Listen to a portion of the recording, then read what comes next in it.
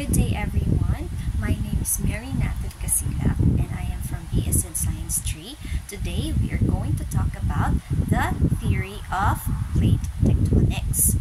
For our learning objectives, after this lesson, students will be able to first learn the theory of plate tectonic. Second is recognize the major, minor, and macroplates or microplates. Third is understand the tectonic plate movement. Now, as you can see, is the Earth's structure. The Earth's crust and the upper part of the mantle form the lithosphere. The lithosphere is divided into tectonic plates. These tectonic plates are composed of two different crusts, what we call oceanic crust and continental crust. The Pacific plate is mostly made up of oceanic crust. Ibig sabihin, yung mga Pacific plate daw natin sa mundo is nabubuo ng mga oceanic crust o mas karamihan ito ay binubuo ng mga oceanic crust, which is basaltic. Basaltic is thinner than continental crust. Ang mga lugar na ito ay basaltic na mas pinupak kontra sa continental crust. Ang continental crust naman, which granitic, is more buoyant than oceanic crust. Now, plate tectonic class is the modern version of continental drift. The continental drift theory was first proposed by Alfred Wegener, a German meteorologist in 1912. As you can see in the picture, he is the German meteorologist Alfred Wegener. He proposed that the continents were once united in a single supercontinent named Pangaea. Siya daw ang unang nagsabi na ang mga kontinente noon ay iisa lamang na napakalaki at tinawag niya itong Pangaea, na ang meaning ay all earth in ancient Greek.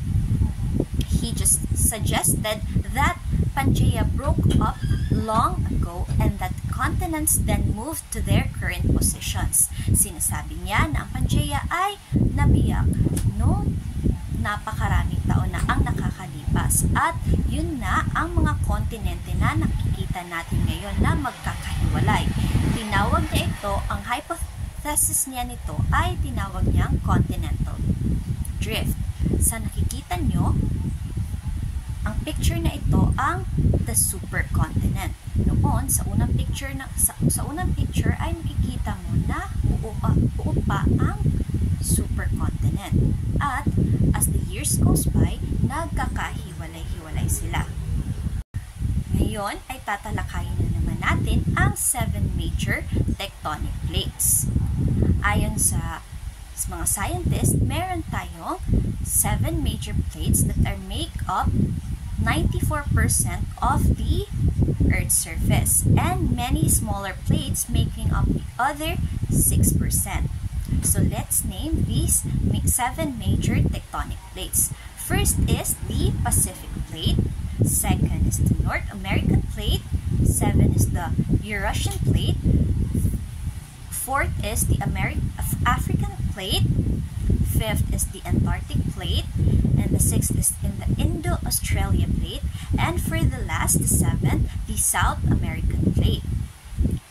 Now, the Indian, Nazca, and Huantifuca plates are examples of our minor tectonic plates of Earth, and the Bismarck, Mariana, Easter, and Juan Fernandez are example of the Earth's microplates.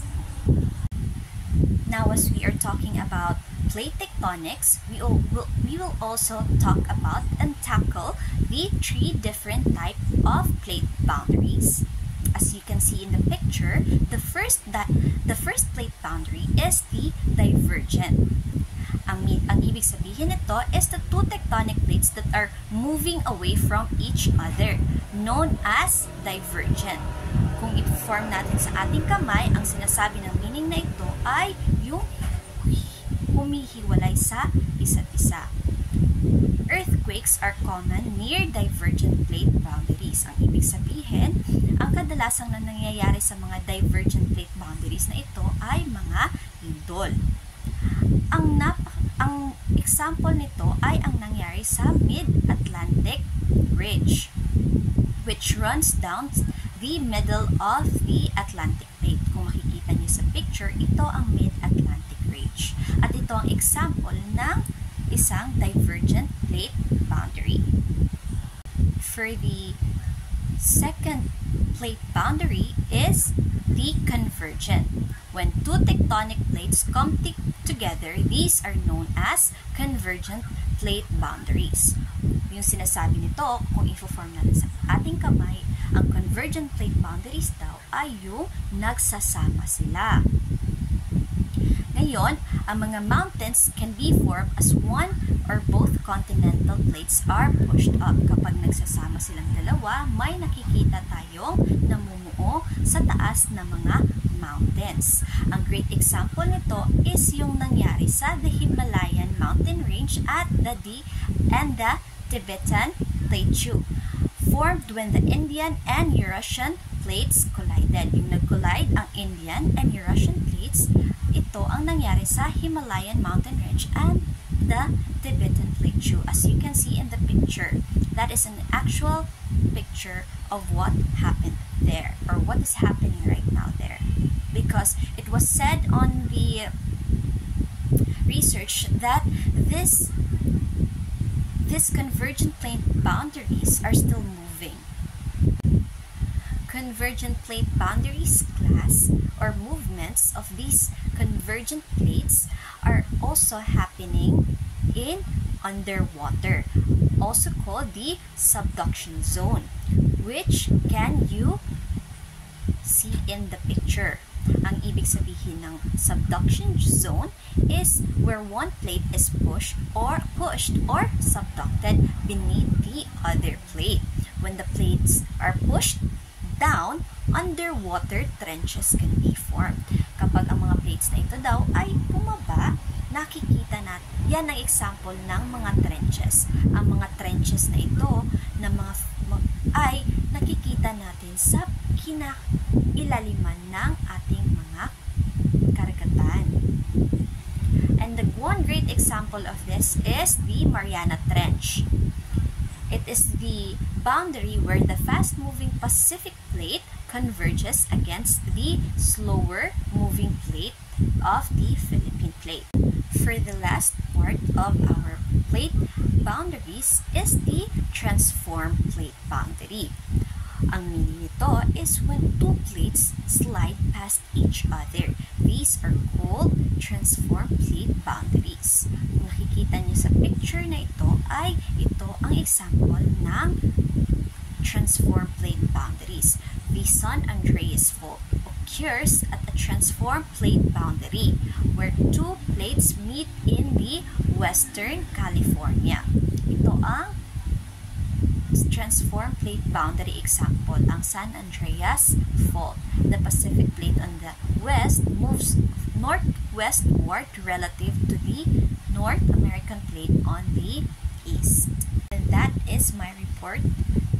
Thank you so much and good day.